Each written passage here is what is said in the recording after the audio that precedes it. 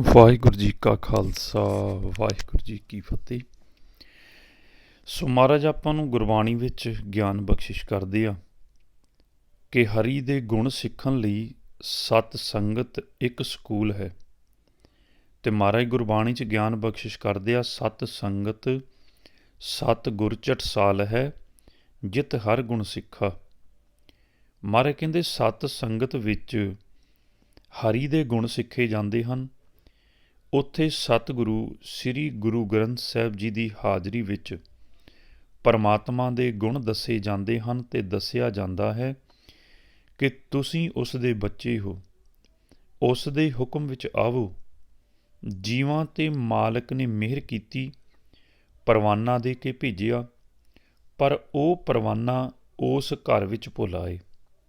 ਜਦੋਂ ਉਹਨਾਂ ਦਾ ਸੰਯੋਗ ਅਜਿਹੇ ਗੁਰਮੁਖਾਂ ਨਾਲ ਹੋ ਜਾਂਦਾ ਹੈ ਜੋ ਬ੍ਰਹਮ ਦਾ ਗਿਆਨ ਰੱਖਦੇ ਹਨ, ਤਾਂ ਉਹਨਾਂ ਨੂੰ ਪਤਾ ਹੁੰਦਾ ਹੈ ਕਿ ਸਾਡਾ ਪੁਰਾਣਾ ਸੰਯੋਗੀ ਆ ਗਿਆ ਹੈ। ਇਸ ਨੂੰ ਅਕਲ ਤੇ ਜੋਤ ਦਿੱਤੀ ਹੈ।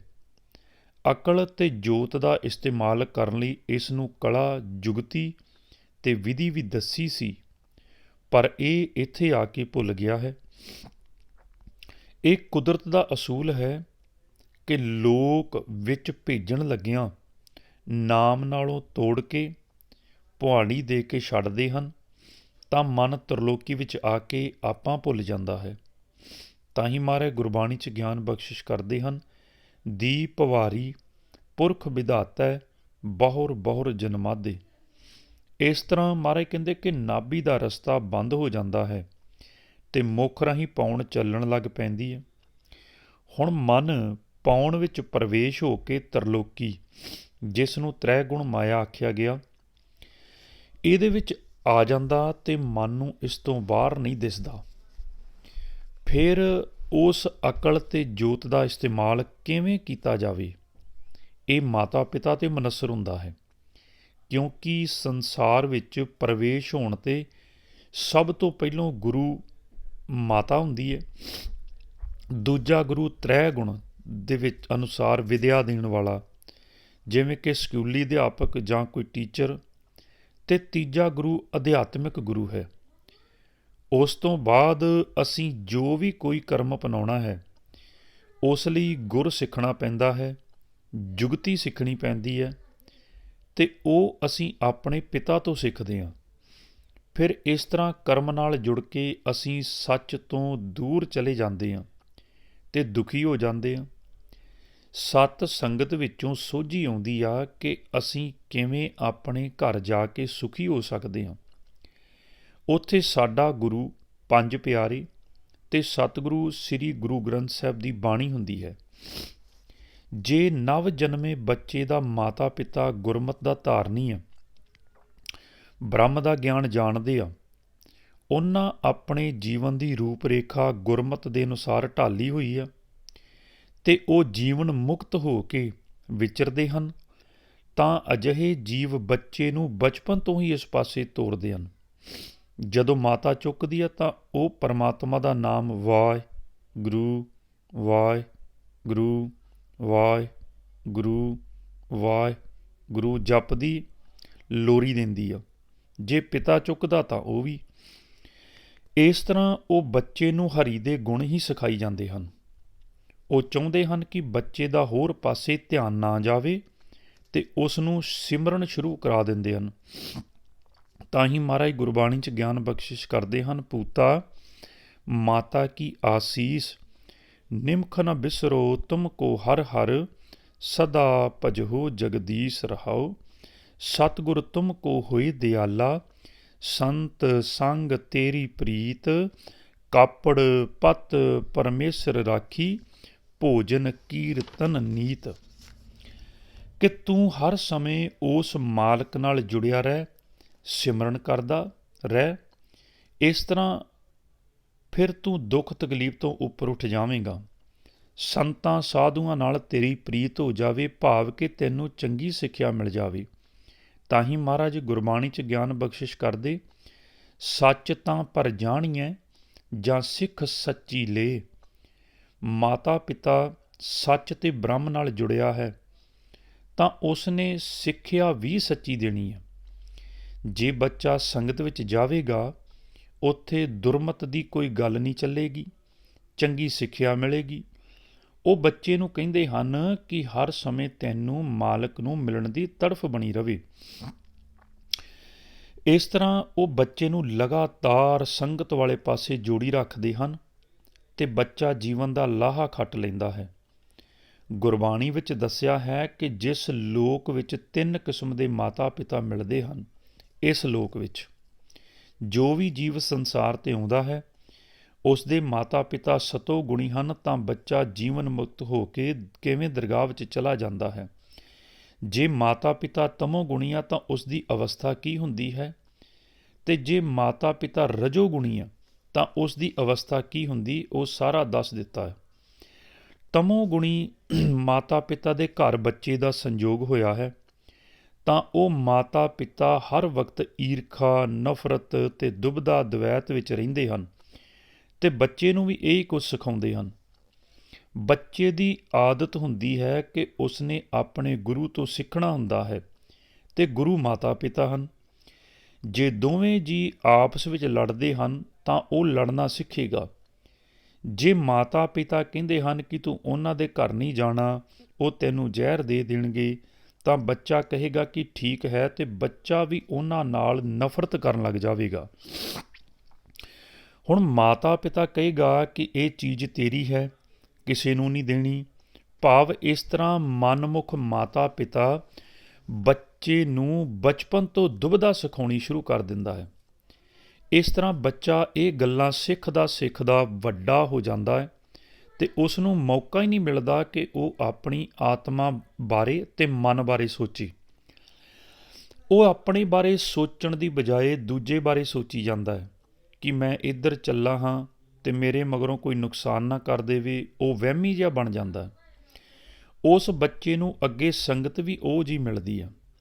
ਅਸੀਂ ਦੇਖਦੇ ਹੀ ਹਾਂ ਕਿ ਕਈ ਜੀਵ ਤਾਸ਼ਾਂ ਖੇਡਦੇ ਫਿਰਦੇ ਹਨ, ਜਿੱਥੇ ਬਹਿੰਦੇ ਹਨ ਨਿੰਦਾ ਚੁਗਲੀ ਕਰਨੀ ਸ਼ੁਰੂ ਕਰ ਦਿੰਦੇ ਹਨ ਤੇ ਈਰਖਾ ਤੇ ਨਫ਼ਰਤ ਵਿੱਚ ਜਲਦੇ ਰਹਿੰਦੇ ਹਨ। ਅਜਿਹੇ ਜੀਵ ਜੋ ਮਰਨਾ ਲਿਖਾ ਕੇ ਆਏ ਸੀ, ਉਹ ਭੁੱਲ ਜਾਂਦੇ ਹਨ ਤੇ ਇੱਥੇ ਦੁਰਮਤ ਦੀ ਅਗਨ ਵਿੱਚ ਜਲਦੇ ਰਹਿੰਦੇ ਹਨ ਤੇ ਅੰਤ ਸਮੇਂ ਰੋਂਦੇ ਤੇ ਕੁੱਟ ਖਾਂਦੇ ਚਲੇ ਜਾਂਦੇ ਹਨ। ਉਹ ਆਪਣੇ ਇਸ ਜੀਵਨ ਦਾ ਲਾਹਾ ਨਹੀਂ ਖੱਟਦੇ। ਮਹਾਰਾਜ ਗੁਰਬਾਣੀ ਵਿੱਚ ਫਰਮਾਉਂਦੇ ਹਨ, ਮਰਨ ਲਿਖਾਏ ਮੰਡਲ ਮਹਿ ਆਏ, ਜਨਮ ਪਦਾਰਥ ਦੁਬਦਾ ਖੋਵੈ, ਆਪ ਨਾ ਚੀਨਸ ਭ੍ਰਮ ਭ੍ਰਮ ਰੋਵੈ। ਇਸ ਤਰ੍ਹਾਂ ਤਮੋ ਗੁਣੀ ਮਾਤਾ ਪਿਤਾ ਦੇ ਬੱਚੇ ਦਾ ਜੀਵਨ ਵਿਅਰਥ ਚਲਾ ਜਾਂਦਾ ਹੈ। ਦੂਜੀ ਕਿਸਮ ਦੇ ਮਾਤਾ ਪਿਤਾ ਹੁੰਦੇ ਰਜੋਗੁਣੀ।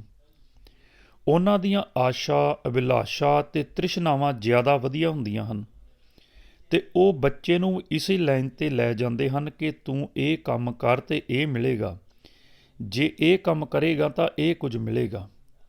ਉਹ ਮਾਤਾ ਪਿਤਾ ਬੱਚੇ ਦੇ ਜੀਵਨ ਨੂੰ ਮਾਇਆ ਦੁਆਰਾ ਤਿਆਰ ਕੀਤੀ ਰੂਪ ਰੇਖਾ ਨਾਲ ਜੋੜ ਦਿੰਦੇ ਹਨ। ਉਸ ਦਾ ਦੁਬਦਾ ਦਵੈਤ ਤੋਂ ਤਾਂ ਕੁਝ ਫਰਕ ਪੈ ਜਾਂਦਾ ਹੈ, ਪਰ ਮਾਇਆ ਦੀ ਰੂਪ ਰੇਖਾ ਅਨੁਸਾਰ ਉਸ ਦਾ ਜੀਵਨ ਆਸ਼ਾਵਾਂ, ਅਭਿਲਾਸ਼ਾ, ਤ੍ਰਿਸ਼ਨਾ ਵਿੱਚ ਲੰਘਦਾ ਤੇ ਉਹ ਉਸ ਅਨੁਸਾਰ ਹੀ ਚੱਲਦਾ ਹੈ। ਅਜਿਹੇ ਜੀਵ ਦੇ ਅੰਤ ਬਾਰੇ ਮਹਾਰਾਜ ਗੁਰਬਾਣੀ ਵਿੱਚ ਸਮਝਾਉਂਦੇ, ਮਰਨ ਲਿਖਾਏ ਮੰਡਲ ਮਹਿ ਆਏ, ਜੀਵਨ ਸਾਜਹਿ ਮਾਈ, ਏਕ ਚੱਲੇ ਹਮ ਦੇਖਾਂ ਸੁਆਮੀ, ਪਾਹੇ ਬੁਲੰਤੀ ਆਈ। ਉਹਨਾਂ ਨੂੰ ਸੱਦਾ ਆਉਣ 'ਤੇ ਉਹਨਾਂ ਦਾ ਮਾਇਆ ਤੇ ਇਸ ਸੰਸਾਰ ਦੇ ਕਰਮਾਂ ਵੱਲ ਹੀ ਧਿਆਨ ਰਹਿੰਦਾ ਹੈ ਤੇ ਉਹਨਾਂ ਦਾ ਜੀਵਨ ਮਾਨਸ ਜਾਮੇ ਤੋਂ ਉੱਤ ਭੁਜ ਵੱਲ ਚਲਾ ਜਾਂਦਾ ਹੈ।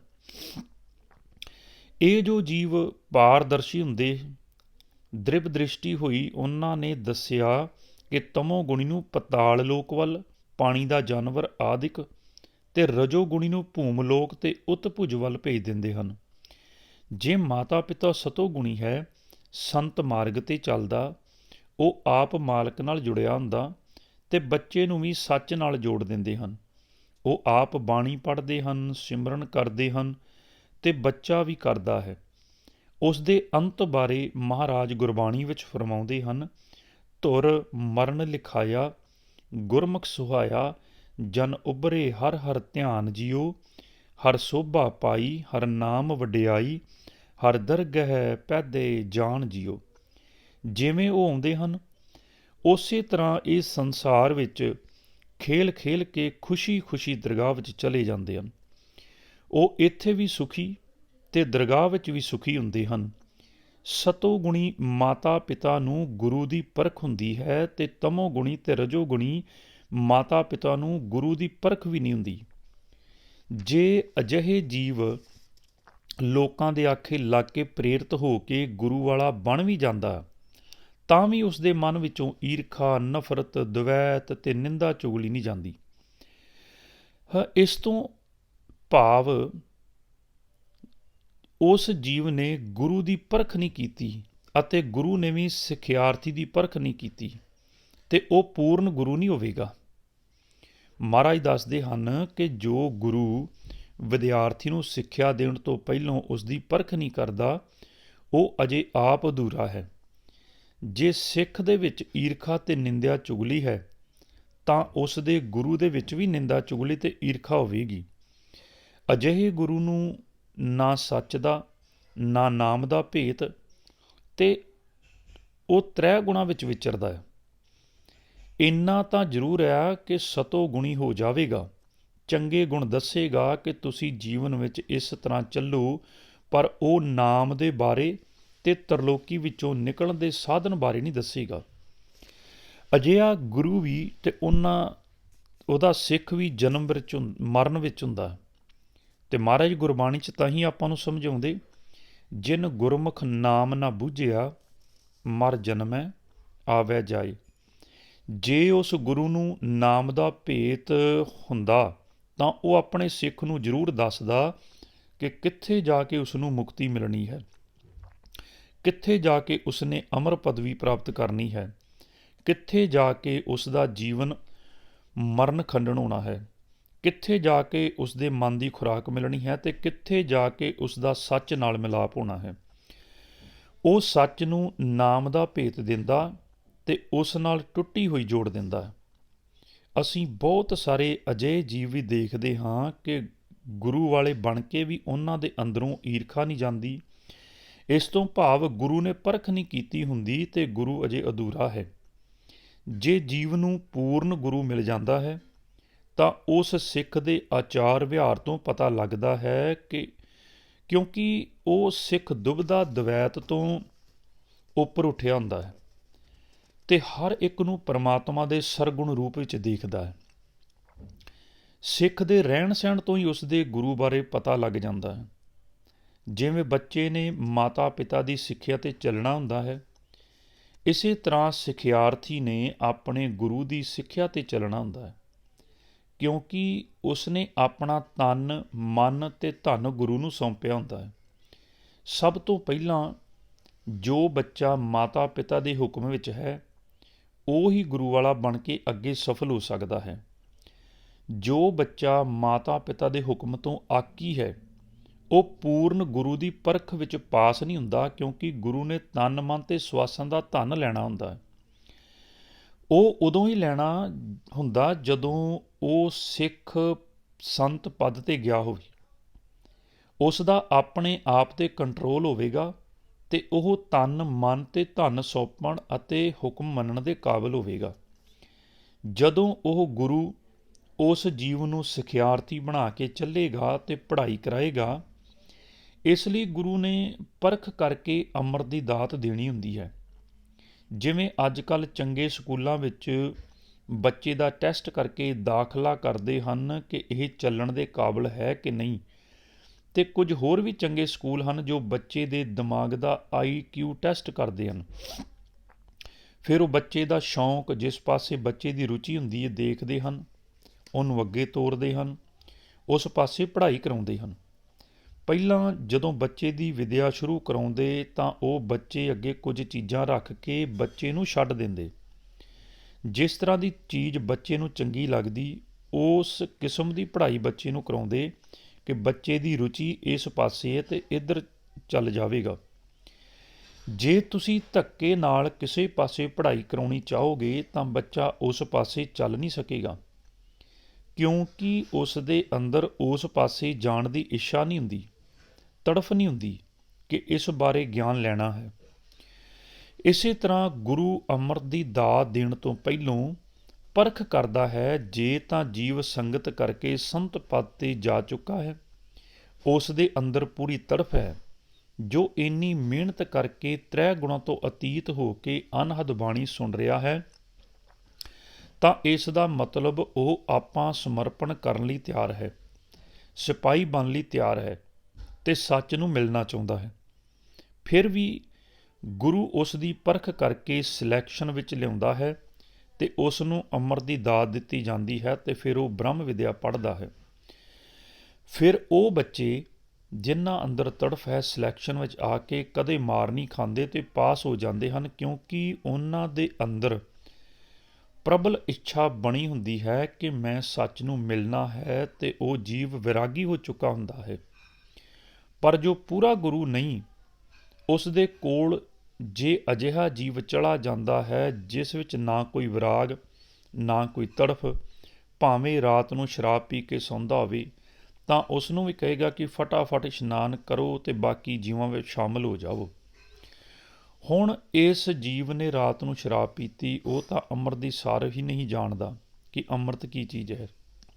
ਅੰਮ੍ਰਿਤ ਇੱਕ ਸ਼ਕਤੀ ਹੈ ਜੋ ਅਗੰਮ ਤੋਂ ਆਉਂਦੀ ਹੈ, ਉਹ ਇਸ ਲੋਕ ਵਿੱਚ ਹੈ ਹੀ ਨਹੀਂ ਅਤੇ ਉਸ ਨੂੰ ਪ੍ਰਾਪਤ ਕਰਨ ਲਈ ਭਾਂਡਾ ਵੀ ਉਹੋ ਜਿਹਾ ਹੋਣਾ ਚਾਹੀਦਾ। ਇਸ ਲਈ ਮਿਸਾਲ ਦਿੰਦੇ ਹਨ ਕਿ ਸ਼ੇਰਨੀ ਦਾ ਦੁੱਧ ਜੇ ਮਾੜੇ ਭਾਂਡੇ ਵਿੱਚ ਪਾਇਆ ਜਾਵੇ ਨਾ ਤਾਂ ਫੁੱਟ ਜਾਂਦਾ। ਇਸ ਲਈ ਜੇ ਸਾਡਾ ਮਨ ਰੂਪੀ ਭਾਂਡਾ ਸ਼ੁੱਧ ਹੋਵੇਗਾ ਤਾਂ ਹੀ ਉਸ ਦੇ ਵਿੱਚ ਇਹ ਚੀਜ਼ ਪੈਂਦੀ। ਮਹਾਰਾਜ ਗੁਰਬਾਣੀ ਵਿੱਚ ਸਮਝਾਉਣਾ ਕਰਦੇ ਹਨ, ਭਾਂਡਾ ਧੋਏ ਬੈਸ ਧੂਪ ਦੇਵੋ, ਤਉ ਦੂਧੇ ਕੋ ਜਾਵੋ। ਹੁਣ ਸਾਡੇ ਸਰੀਰ ਨੂੰ ਧਰਤੀ ਦਾ ਨਾਮ ਦੇ ਦਿੱਤਾ ਹੈ। ਜੋ ਜ਼ਿਮੀਂਦਾਰ ਸਿਆਣਾ, ਉਹ ਫਸਲ ਬੀਜਣ ਤੋਂ ਪਹਿਲੋਂ ਦੇਖੇਗਾ ਕਿ ਖੇਤ ਠੀਕ ਹੈ। ਉਹ ਇਹ ਵੀ ਦੇਖਦਾ ਆ ਕਿ ਗੰਦ ਤਾਂ ਨਹੀਂ ਉੱਗਿਆ ਹੋਇਆ। ਉਹ ਪਹਿਲਾਂ ਧਰਤੀ ਨੂੰ ਸਵਾਰਦਾ, ਵਾਹੇਗਾ, ਗੰਦ ਮਾਰੇਗਾ, ਪਾਣੀ ਦੇਵੇਗਾ, ਫਿਰ ਦੇਖੇਗਾ ਜੇ ਅਜੇ ਵੀ ਬੀਜਣ ਦੇ ਕਾਬਲ ਨਹੀਂ ਤਾਂ ਇੱਕ ਦੋ ਸਿਆੜ ਹੋਰ ਲਗਾਏਗਾ। ਜਦੋਂ ਉਸ ਨੂੰ ਤਸੱਲੀ ਹੋ ਜਾਂਦੀ ਕਿ ਹੁਣ ਬੀਜਿਆ ਹੋਇਆ ਬੀਜ ਉੱਗ ਪਵੇਗਾ ਤਾਂ ਹੀ ਉਹ ਬੀਜ ਪਾਉਂਦਾ ਅਤੇ ਨਾਲ ਹੀ ਫਸਲ ਦੀ ਸੇਵਾ 'ਤੇ ਵੀ ਹਾਜ਼ਰ ਰਹਿੰਦਾ, ਕਿਉਂਕਿ ਬੀਜ ਪਾਉਣ ਤੋਂ ਬਾਅਦ ਵੀ ਗੰਦ ਉੱਗਣਾ ਹੈ ਅਤੇ ਗੰਦ ਦਾ ਬੀਜ ਪੂਰੀ ਤਰ੍ਹਾਂ ਮਰਿਆ ਨਹੀਂ ਹੁੰਦਾ। ਇਸ ਤਰ੍ਹਾਂ ਉਹ ਫਸਲ ਦੇ ਸਿਰੇ 'ਤੇ ਪਹੁੰਚਣ ਤੱਕ ਨਾਲ ਨਾਲ ਗੰਦ ਵੀ ਵਿੱਚੋਂ ਮਾਰੀ ਜਾਂਦਾ।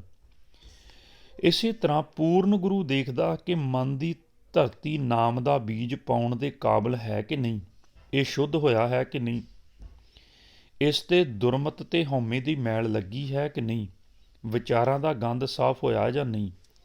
ਜੇਕਰ ਨਹੀਂ ਹੋਇਆ ਤਾਂ ਉਹ ਬੀਜ ਨਹੀਂ ਪਾਵੇਗਾ, ਭਾਵ ਅੰਮ੍ਰਿਤ ਦੀ ਦਾਤ ਨਹੀਂ ਦੇਵੇਗਾ ਅਤੇ ਆਖੇਗਾ ਕਿ ਅਜੇ ਗੰਦ ਸਾਫ਼ ਕਰੋ, ਸੰਗਤ ਵਿੱਚ ਜਾਵੋ, ਸਿਮਰਨ ਕਰੋ ਅਤੇ ਮਨ ਦੀ ਧਰਤੀ ਨੂੰ ਸ਼ੁੱਧ ਕਰਕੇ ਆਵੋ।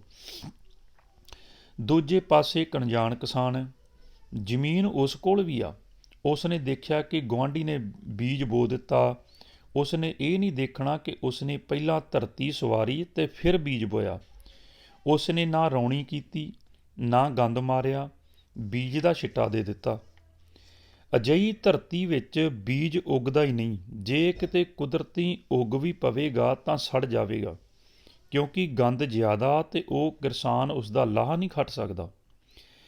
ਇਸੇ ਤਰ੍ਹਾਂ ਗੁਰਮਤਿ ਵਿੱਚ ਦੱਸਿਆ ਹੈ ਕਿ ਗੁਰੂ ਓਨੀ ਦੇਰ ਜੀਵ ਨੂੰ ਅੰਮ੍ਰਿਤ ਦੀ ਦਾਤ ਨਹੀਂ ਦੇਵੇਗਾ, ਬੀਜ ਨਹੀਂ ਪਾਵੇਗਾ, ਜਿੰਨੀ ਦੇਰ ਮਨ ਰੂਪੀ ਧਰਤੀ ਸ਼ੁੱਧ ਨਹੀਂ ਹੋਵੇਗੀ। ਜੋ ਅਣਜਾਣ ਕਿਸਾਨ ਆ ਉਹ ਕਹੇਗਾ ਚਲੋ ਠੀਕ ਹੈ, ਜੇ ਫਸਲ ਨਾ ਹੋਵੇਗੀ ਤਾਂ ਪੱਠੇ ਹੀ ਵੱਢ ਲਵਾਂਗੇ, ਪਰ ਲੋਕ ਉਸ ਨੂੰ ਪੱਠੇ ਵੱਢਣ ਦਾ ਮੌਕਾ ਵੀ ਨਹੀਂ ਦਿੰਦੇ। ਲੋਕ ਸਮਝਦੇ ਹਨ ਕਿ ਇੱਥੇ ਰਾਖਾ ਤਾਂ ਬੈਠਾ ਹੀ ਨਹੀਂ, ਉਂਝ ਹੀ ਘਾਹ ਫੂਸ ਉੱਗਿਆ ਹੋਣਾ, ਡੰਗਰ ਛੱਡ ਦਿੰਦੇ ਉਹਦੇ ਵਿੱਚ। ਇਸੇ ਤਰ੍ਹਾਂ ਕੁਝ ਡੰਗਰ ਉਜਾੜ ਦਿੰਦੇ ਹਨ ਉਸ ਫਸਲ ਨੂੰ ਅਤੇ ਕੁਝ ਰਾਤੋਂ ਬਰਾਤੋਂ ਲੋਕ ਵੱਢ ਕੇ ਲੈ ਜਾਂਦੇ ਰਾਤ ਨੂੰ। ਫਿਰ ਉਹ ਜੀਵ ਗੁਆਂਢੀ ਦੀ ਫਸਲ ਦੇਖ ਕੇ ਕਹਿੰਦਾ ਹੈ ਕਿ ਇਸ ਦੀ ਤਾਂ ਕਿੰਨੀ ਵਧੀਆ ਫਸਲ ਹੋ ਗਈ, ਮੇਰੀ ਫਸਲ ਨੂੰ ਕੀ ਹੋਇਆ, ਕੌਣ ਉਜਾੜ ਗਿਆ। ਫਿਰ ਉਹ ਖੋਜੀ ਲੱਭਦਾ ਫਿਰਦਾ ਕਿ ਮੇਰੀ ਫਸਲ ਕਿਸੇ ਨੇ ਉਜਾੜੀ। ਇਸੇ ਤਰ੍ਹਾਂ ਮਹਾਰਾਜ ਗੁਰਬਾਣੀ ਵਿੱਚ ਫਰਮਾਉਂਦੇ ਹਨ, ਖੋਜੀ ਲੱਦਮ ਖੋਜ ਛੱਡਿਆ ਉਜਾੜ, ਤੈ ਸਹਿ ਦਿੱਤੀ ਵਾੜ, ਨਾਨਕ ਖੇਤ ਨਾ ਛਿਜਈ। ਕਿ ਪਹਿਲਾਂ ਤਾਂ ਤੂੰ ਖੇਤ ਦੀ ਰਾਖੀ ਨਹੀਂ ਕੀਤੀ ਤੇ ਹੁਣ ਖੋਜੀ ਲੱਭਦਾ ਫਿਰਦਾ।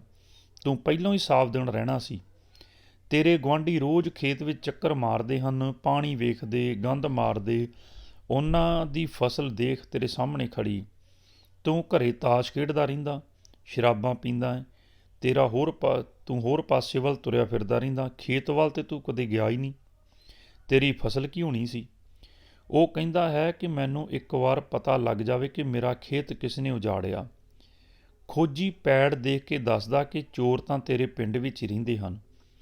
ਇੱਥੇ ਹੁਣ ਸਤਿਗੁਰੂ ਸਾਡੇ ਅੰਦਰ ਜਿਹੜਾ ਨਾਮ ਦਾ ਬੀਜ ਫਸਲ ਹੈ ਤੇ ਉਹਦੇ ਦੁਆਲੇ ਜਿਹੜਾ ਤ੍ਰੈ ਗੁਣਾਂ ਦੀ ਮਾਇਆ ਦੇ ਵਿਚਾਰਾਂ ਦਾ ਗੰਦ ਉੱਗਿਆ ਉਹਦੀ ਗੱਲ ਸਮਝਾਉਂਦੇ।